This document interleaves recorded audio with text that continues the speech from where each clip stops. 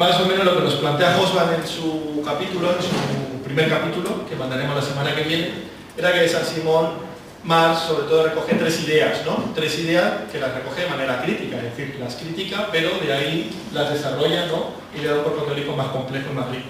Primero la concepción de lucha de clases, que no sé si es exactamente Saint-Simon, pero digamos Saint-Simon en sus obras plantea que la revolución política de Francia hasta la revolución francesa es como una lucha de clases que viene desde la Galia hasta la revolución francesa, ¿no? Entonces el marco de la lucha de clases, ¿no? Que el movimiento de la historia está relacionado con un conflicto social basado en clase antagónica, más o menos. Luego ya más lo desarrolla, lo pule, lo concreta y ya hablaremos de eso en la sesión de la semana que viene. Segundo, la idea de Saint-Simon, que esta sí para mí es más clara, por lo menos en lo que poco que he leído de él, es que en el capitalismo la economía está por encima de la política, ¿no? Esto que repiten muchos nuestros dirigentes, ¿no?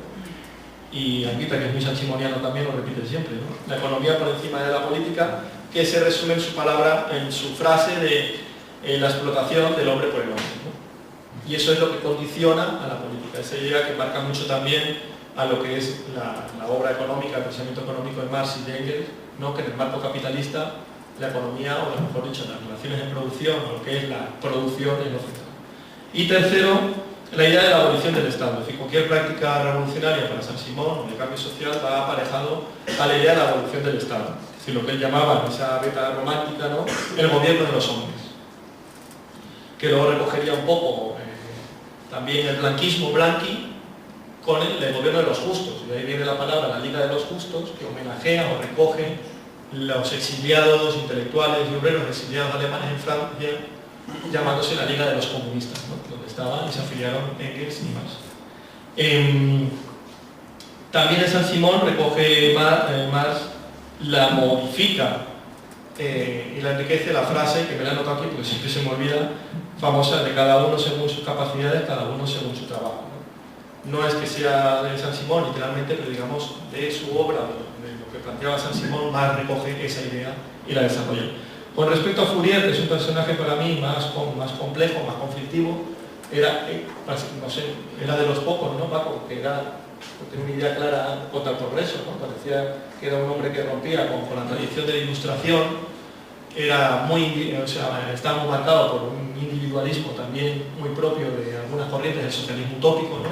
Que viene de una beta de revolucionaria, pero muy individualista, ¿no? Muy puchista también del liberalismo, ¿no? De aquí que podemos tocar, todo el mundo destaca básicamente su idea del análisis del trabajo, ¿no? El análisis del trabajo, el trabajo como algo para él, Fourier, como algo natural del hombre, ¿no?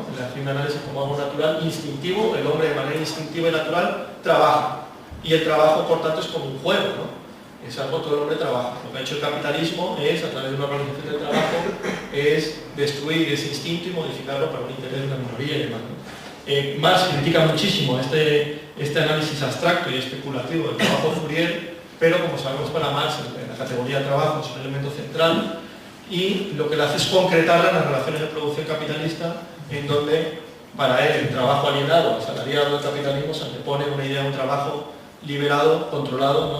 Por parte del hombre dentro del socialismo, ¿no? Y por último Owen, que sería, bueno, yo como soy economista que más he leído, ¿no?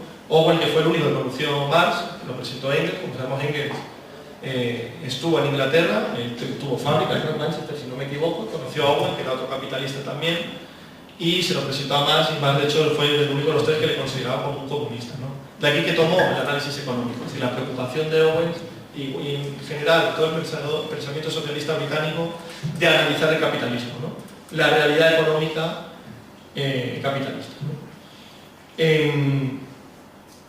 ¿Qué críticas le hacía Marx y Engels al socialismo utópico? Recogiendo todo esto, pero hacía una fuerte crítica. La primera, una práctica política, decía Engels, romántica, ¿no? Que le llegaba a ser un tanto pues, excéntrica, alejada de una práctica política pues, más general, de masas, diríamos ahora, ¿no? No eran organizaciones, sino eran más bien sectas, ¿no? Que no tanto luchaban o intentaban insertarse en un marco de lucha concreta, como que se alejaban de la misma, construir individualmente una sociedad, ¿no? Construían sus comunidades alejadas, misma historia muy atacada por el joven Marx y Engels. Segundo, su apoliticismo, eso lleva a un apoliticismo muy marcado, por eso a muchos anarquistas les gusta, ¿no? Y sobre todo en su consideración de que el proletariado no era el sujeto político de la práctica revolucionaria. Y tercero, una debilidad teórica muy grande, que era que no hacían un análisis económico de la propiedad privada, diría Engels, ¿no? Y de ahí Marx y Engels, sobre todo Marx, toma eso como la bandera, como el elemento central de su obra. Hacer un análisis económico de la realidad histórica concreta que era el capitalismo, ¿no? Con esto también hay que romper un poco una imagen errónea que hay, que es que Marx se preocupa por la economía al final, ¿no? Al escribir El Capital, o lo que dice antes, no es verdad. Desde el principio Marx tenía muy clara la idea de analizar, por eso se va a Inglaterra, no hace algo, pues bueno, se preocupa mucho de la obra de David Ricardo, de los economistas ingleses, porque veía una debilidad teórica muy importante en el movimiento de los socialistas utópicos por su falta de análisis de la realidad económica del momento, ¿no?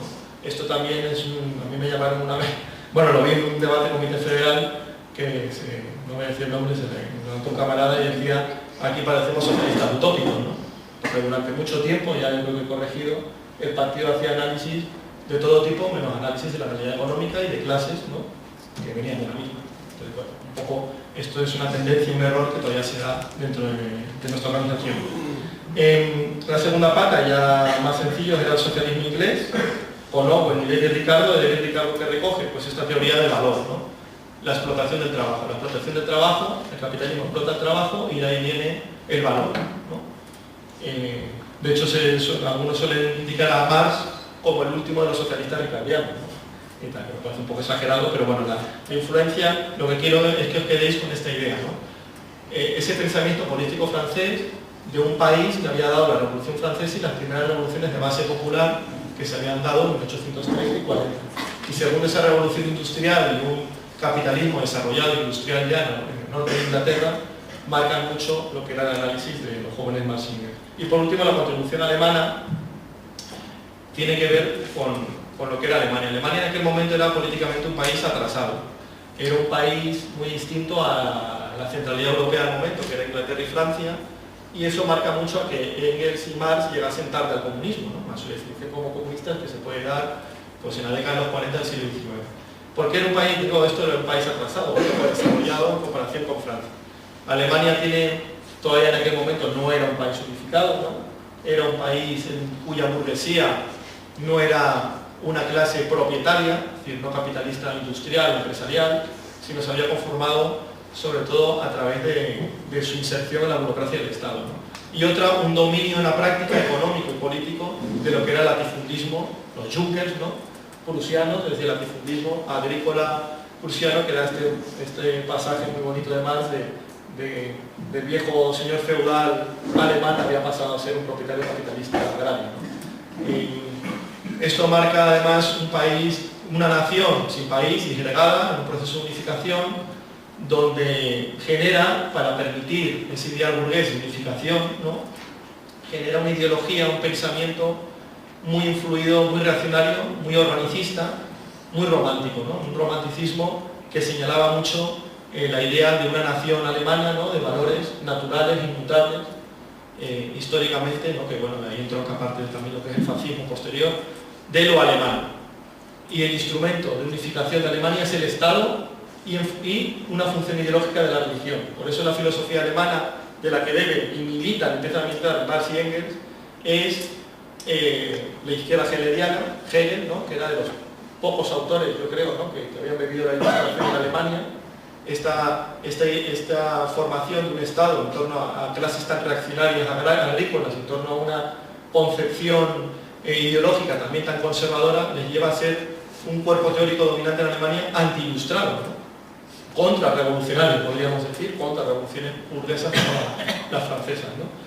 Y Hegel pues, era de los pocos autores alemanes, también dentro de esta idea del Estado, como la totalización de la idea de lo alemán, ¿no? Se había acercado más a la ilustración y por ahí viene el apego de Marx y Engels, por otras cosas también a Hegel, ¿no? Hay un pasaje muy bonito en Zizek, en el libro este que está editado acá, de Volver a Lenin, creo que es. Repetir a Lenin, que contaba o algún otro me ha desmentido, pero bueno, esa idea de Hegel, que cuando entró Napoleón en Austria le fue a saludar, le fue a recibir, ¿no? O sea, él veía en Napoleón pues, la entrada, digamos, de la modernidad o de ciertos aspectos de progreso, ¿no? Hegel, que bueno, un autor burgués, entroncado en esos intereses de clase, ¿no? Y quedó Sijek hacía una comparación con lo que hizo Bertolt Brecht cuando entraron los tanques soviéticos en el 53 en las primeras revueltas de la República Democrática Alemana, que se cuenta la anécdota que él salió de su casa y le fue a dar una flor, una rosa, un clavel a cada uno de los tanques soviéticos que habían entrado en Berlín, ¿no? Pues bueno, básicamente viene por ahí también la idea de lo de Hegel, ¿no? Y esta idea del Estado y de la religión es lo que la izquierda hegeliana ataca. Y ahí vienen las primeras obras de los jóvenes Marx y Engels, incluido la tesis doctoral de Marx, ¿no? De tomar el análisis del Estado y de la religión como el eje de su obra, ¿no? Y por último, ya termino, que esto eran los precedentes de los que beben y leen, unos más, otros menos, ¿no? Los militantes, ¿no? De Karl Marx y Friedrich Engels, en un contexto histórico que es muy importante que tenemos que tener en cuenta. La década de los 40 del siglo XIX se suele señalar, ¿no? Finales de los 30, 40, 50, se suele señalar el momento en el que aparece una nueva realidad política en Europa ya generalizada, que es lo social, ¿no? La idea de lo social ligada a un nuevo sujeto político que era el proletariado, incipiente en torno a un sistema económico, capitalismo industrial, que ya en Inglaterra era hegemónico, iba avanzando en Francia y que poco a poco, de manera muy contradictoria, se va asentando y hegemonizando el resto de Europa. En el caso español nos tendremos que esperar casi hasta la década de los 70 y 80 del siglo XIX para que se diese esto, ¿no? Entonces este proletariado y ese conflicto psicosocial que se da en un marco concreto de, la consolidación poco a poco del capitalismo industrial. Esto da a movimientos ya de masas muy importantes como era el cartismo en Inglaterra o el socialismo, ¿no? Las revueltas o las prácticas políticas del socialismo, del movimiento socialista francés, que ya se autodenominaba como comunista, y de ahí Marx y Engels toman el nombre, de hecho de la Liga Comunista, y su denominación, autodenominación como tal, ya en la década de los 40, ¿no? ¿Qué decir? ¿Qué diferencias podemos encontrar entre la obra de Marx y de Engels con respecto a sus precedentes, a este pensamiento socialista no marxista, ¿no? Básicamente, Hobsbawm señala en el texto 3.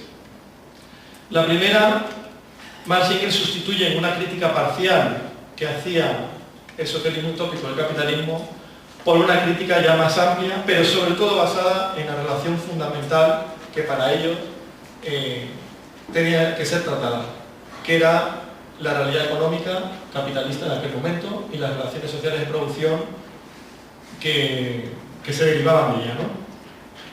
Segundo, la idea del socialismo no como del socialismo, del comunismo, no como una idea de sociedad ideal y acabada, ¿no? Estos libros, si leemos, ¿no? Las novelas románticas sobre todo, ¿no? Que se daban en este marco de que siempre era alguien que viajaba y se iba a un sitio lejano y encontraba una sociedad ideal socialista. Pues bueno, Marx y Engels rompen con propensión a la idealización del movimiento socialista utópico, y lo que se detienen es más en hacer análisis históricos concretos del marco social en que se trabaja y desde ahí analizar el porqué de su superación y de llegar a una sociedad socialista y comunista, ¿no? Y tercero, muy importante para mí, esto siempre es un tema de jovencito que me ha influido mucho en Carlos Marx y Engels, con diferencia del socialismo utópico, la consideración del proletariado como el sujeto político central.